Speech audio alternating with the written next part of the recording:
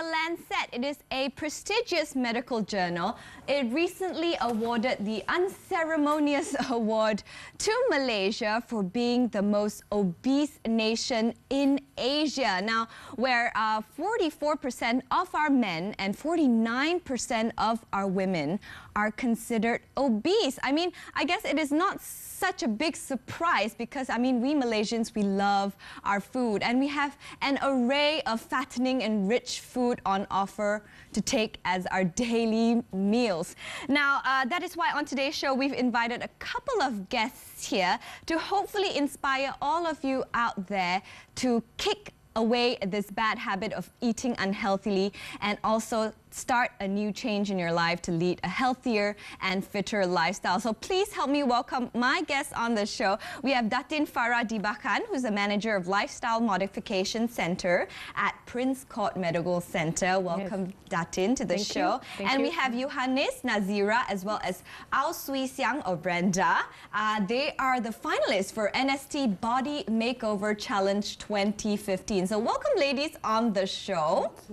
How are you all feeling today? Good? Oh, great, great. Very good. Yeah. So what do you think about that, the study from the Lancet saying that Malaysia is one of the most obese nation in Asia? Do you agree with that, Datin Farah? If Lancet basically has come up with that study, I think we can't, you know, forego it and say that's not true, in a sense. Unfortunately, obesity is on the rise among the younger generations now here in Malaysia. As you mentioned just now, it's literally, I mean, food is our main topic of conversation whenever we meet, you know. We live to eat here in Malaysia. Exactly. And we all love our food here, you know. So we just need to basically just know the right type of food to choose, when to actually not have certain type of foods. But the temptation is always there. Definitely. I mean, I know a friend of mine, well, our co-host Elaine Daly, she's recently going on a sugar-free diet. And she told me, like, you know, in Malaysia, it is so hard to go out to eat and ask for sugar-free anything.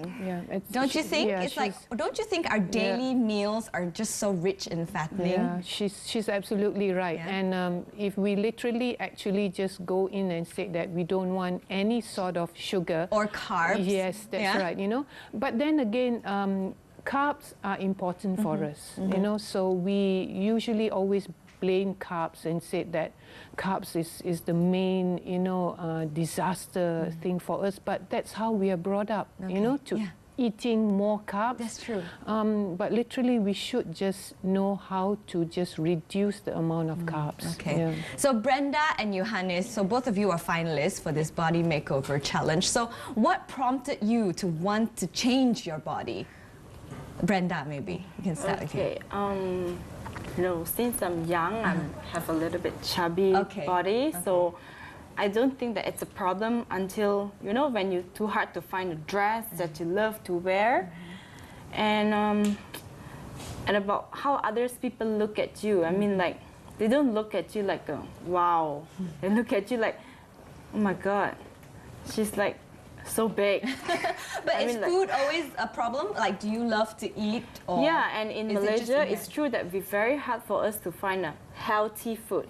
You know, like salad, you know, and eating healthy. And it's more expensive, right? It's not cheap. It's not cheap. Do you think, were you surprised by that finding that, you know, Malaysia is one of the most obese countries in Asia? I'm not surprised because, you know, in my own family members, I can say that most of us are obesity. Oh, wow. Yeah, I would say that. Okay, so that's why you want to make a change. You know, my niece, like 11 years old, and she's like 45 kilos? Yeah. 11 years old? Yeah. Wow, okay. It's the food. I mean, it's the food, the oily food.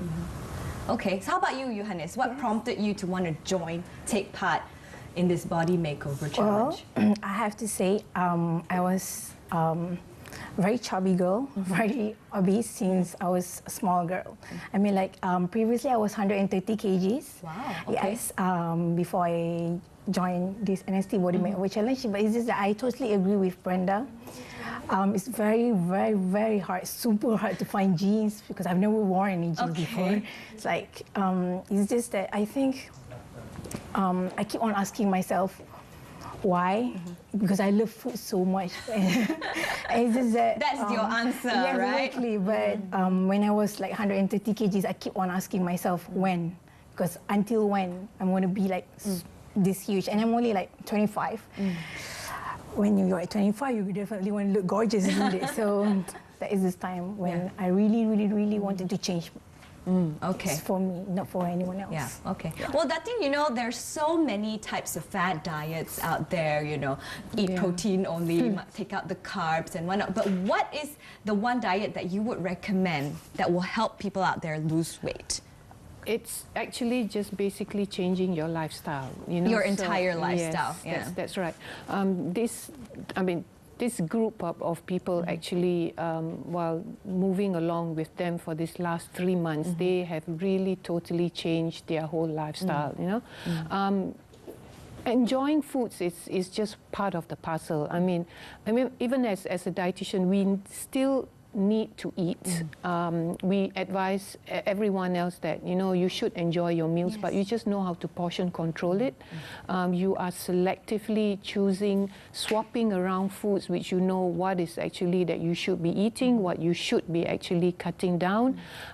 All these fat diets work, but it's only just for a very short period of time. And then whammy, you put them back it all again. It's the lifestyle, right? Like you said, you have to just change your lifestyle, change your mindset. You can't just go back. After you lose the weight, you can't just go back to how you were living before, don't you think? Was it a hard transition for you to change your lifestyle, Brenda? I mean, it's kind of hard because, you know, previously you would have craving for nasi lemak, mi goreng, mamak goreng, and it's like eating healthy is like every time now, for now, I mean, I look at the food, I mean, I will like asking myself, do I worth the food? I mean, you work so hard, and then like you're asking yourself, do I really have to eat this? I mean, I will have the sense of guilty. Yeah, that is That is what I am now. I mean, I'm not to say that I don't eat this, I don't eat that, but in moderate. Okay, how about you, Johannes? Do you think this change in your lifestyle will help affect your family as well to change their lifestyle? Well, actually, yes. The way I see food right now is it's like, because previously maybe I really like desserts. But so do I. Yeah, and then like nowadays, and then the way I look at food is actually not really like desserts or main dish or anything, but it's just like more onto carbs, fats, and calories. Yes. Okay. So you're counting calories now, are you? Okay. So Datin, what is the, you know, sometimes we say, oh, if you're 80 kilos, you can afford to lose 20 kilos and still be healthy. Is there such a thing as, you know, weight proportion and weight loss to still remain healthy? There's a lot of calculations into actually how much of weight or how much of calories that you should be, you know, cutting down. The key secret is, you know, whatever your weight is, you just times 7. And that's the amount of calories that you're supposed to actually lose. Lose? Yes. In a day? In a day. So you actually need to minus off literally a lot of your high-fat snacks in between if a person who actually eat that, consume it. That's one of the key things, basically. So just to repeat, it's your weight times 7. That is the amount of calorie that you have to lose in a day. Yes. For you to maintain a healthy weight. That's right, you know, but this is not for someone, it is a lot. But mind you, this is actually for someone who is actually really overweight. So, of course, someone who comes in, you know, like yourself, Belinda, you don't need to lose any more weight. You know, please don't. You need to maintain, right? You need to maintain, but that's not how you should actually do that. Okay. I think our 2 girls here, they literally now, by the end of these 3 months, they know exactly what they should be eating, what's best, what they should not be consuming. And I think after a workout, you know, things like what they are actually taking now, like these isotonic drinks and all that, like Gatorade, this is one of those replenishing items. Of course, then water is also very important. This is what we all lack in drinking fluids. You know? Speaking about dehydration and rehydration. Like the fasting month is upon us, and there are a lot of women out there, you know, who are observing fast, but still they want to maintain their fitness and their health. So what would you recommend for them to eat so that they can continue to be healthy? You know how sometimes you binge after a full day of fasting. That's women, right. they just let go and they just eat whatever it is that they want. It's always usually the concept that I actually am deprived of sugar. I need to load up in sugar. The more carbs that you're taking, the more the feel of actually wanting to eat more carbs is actually there. Okay. So the amount of carbs should be the least that one should be actually thinking of, you know. So when anyone break fast, you see, breaking fast is breakfast. Yeah. So it should be a breakfast sort of like meal when you break fast. Okay. But you need to drink. And I've always, you know, instilled to them, all these contestants, that you need to hydrate, you have to drink. So the main key thing that we lose out during the fasting month is fluids and water. Okay. And research have shown that the more you drink water and not caffeine, it enhances your metabolic rate to lose weight. Okay. So you fill up with water, but you go on for complex carbs, not refined. Now, refined carbs are what we all want to go for, right? All these quays and all that. But I'm not saying that the quays are not good. Okay. Don't get me wrong. But we just need to have more of some good carbs and less of the refined carbs. What are some of the examples, you know? of good carbs that we can get here in Malaysia? Yeah, I mean, of course, things like, you know, if we have rice, let's say, right? Rice is actually a good form of complex carbs, but it's the amount that we eat. Okay. You see, so bread, I mean, not white bread, but wholemeal bread. Wholemeal bread. You know, now breads come in so many various, you know, varieties. Just choose the various varieties of bread. You know, have more of things like maybe the oats. Sometimes, you know, have a lot of fruits and vegetables, especially vegetables. Well, like you said, Datin, have a breakfast meal when you break fast. That's quite a good tip. Right. Thank you very much, Datin, and our two contestants. All the best. I know the results will be announced this weekend, right? So all the best with the results and all the best with keeping up with your healthy lifestyle, okay? We're going to go for a quick break, but coming back, we're going to move a little bit, so stay tuned. How can we work out during the fasting month? What moves should we avoid? And when is the best time to work out? Stay tuned for those answers in just a bit.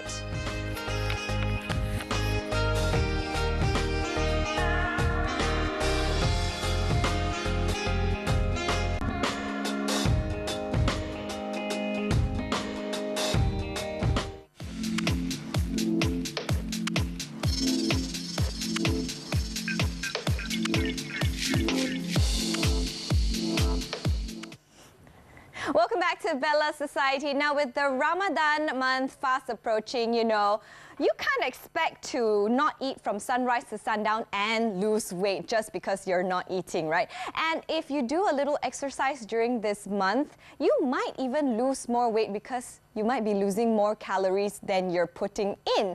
That's why we've invited Kevin Chang, fitness trainer in CrossFit Group and personal training, here with us today to help show us a couple of moves that we can do at home during Ramadan that can help us lose weight. So Kevin, is it true that people will actually lose more weight if they work out during Ramadan? Yeah, it's true. Really? True. Yes. In what sense? Like your metabolic rate is low? Yep. Okay. Yep. But exercising will peak up the metabolism rate a lot more. And you're not putting in as much calories as you normally do on a daily basis, right?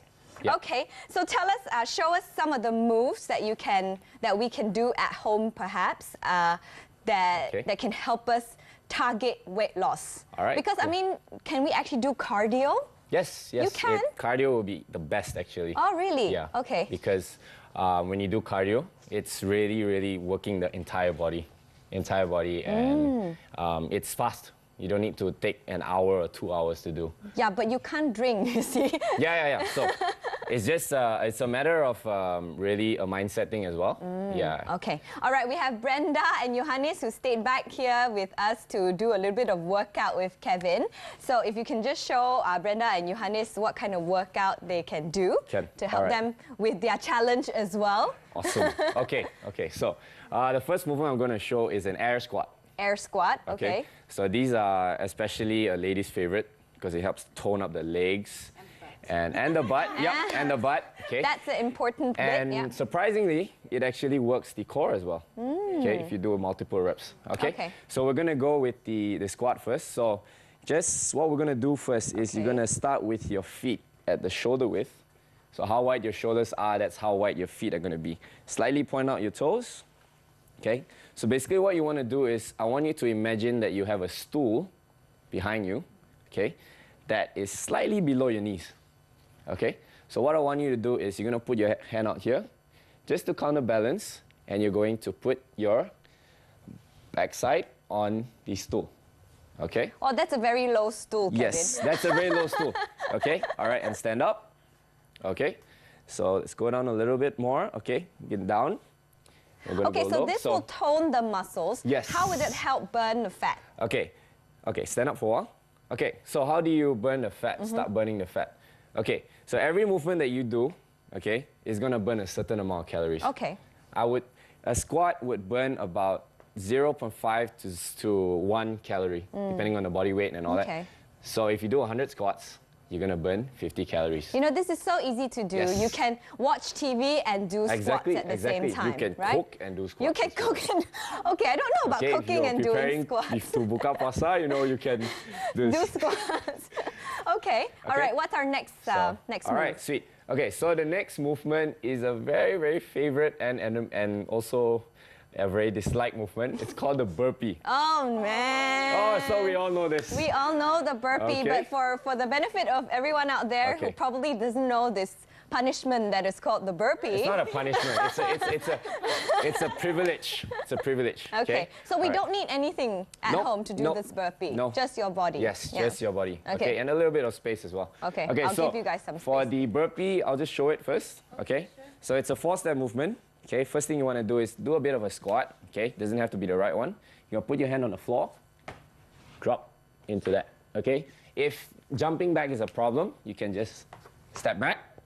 Okay, you get up and you're going to jump. So, oops, you can hear as I do that. Okay, you can hear as I do that. I'm already stretching out my joints as well. Okay. So it's not only about burning calories, it's about stretching your body as well. Okay. Okay? All right. So, y'all ladies ready to try? All right. Okay. How many burpees should we do for it to be effective? I'll say progress. Okay. Start with 30. Okay. And then 50. Go on. And then if you feel fitter, then you add on the burpees. Okay. All right, let's go. So, you're going to put your hand on the floor ladies, first. you can do it. Put your hand on the floor down first. Okay. Jump back. Drop flat to the floor. All the way. Just all the way. Okay. Then you can cheat your way up. Bring your leg in. And you're going to jump. Okay. Simple. Do you ladies do all these workouts during your challenge as well? Yeah? You do. Okay. So have you ever done burpees before this challenge? No. I can't even do a sit-up before that. Okay. All right. Okay. Well, okay. What is the final move that we have that we can do at home? That I have is the mountain climber. Okay, all these movements that I'm giving are very compound movements. Okay. So they will what does that mean? burn as many, it's a multi-jointed movement. So squatting, you got your knee, you got your ankles, you got your hips. Burpees, you got everything. Yeah, so you work in a lot of parts of your body at one time. So it burns more calories as well. All right. Okay, all right, then the mountain climber, okay? You're gonna go into a push-up position, all right? And from here, basically what you wanna do is you're gonna bring your knees to your elbows. That, okay? So if you do a lot of this, what you're gonna feel is a real pump here and your core. Yeah. Okay, ladies, come on. Right. You can do it. Mountain climbers. Let's climb that mountain. I'm not bringing back bad memories for you all. Okay, so knee to elbow.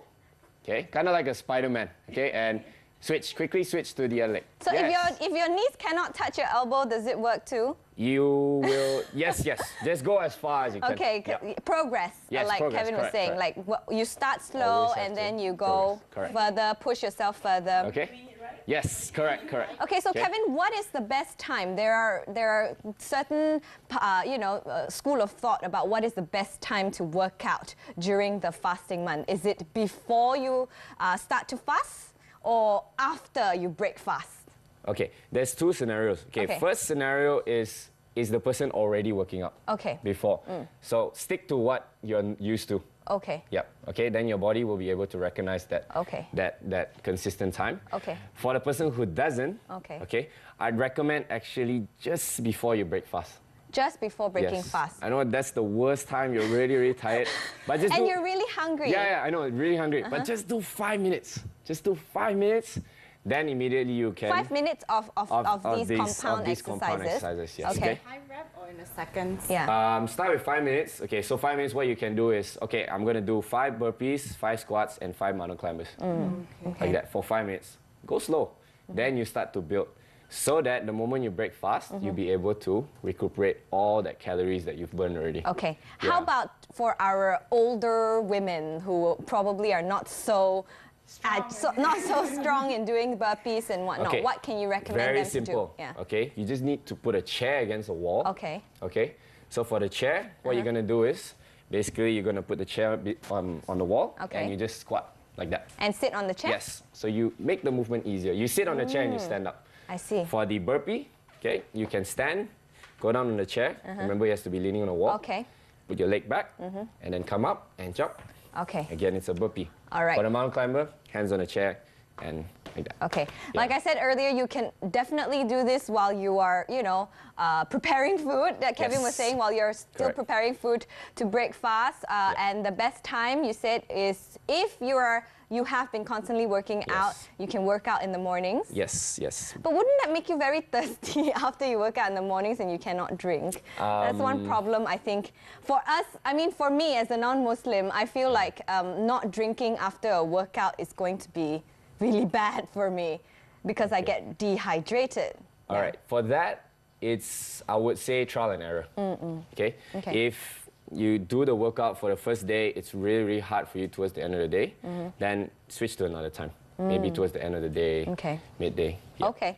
All right. Thank you very much, Kevin, for all those tips. Thank you very much again, Brenda and Johannes, for showing us those workouts. So all you ladies at home, Ramadan is not an excuse for you to not stay fit and healthy, and you have to start somewhere. Why not just start at your own home, at the comfort of your own home, and start leading a more active lifestyle. We're going to go for a quick break, but coming back, we have more for you.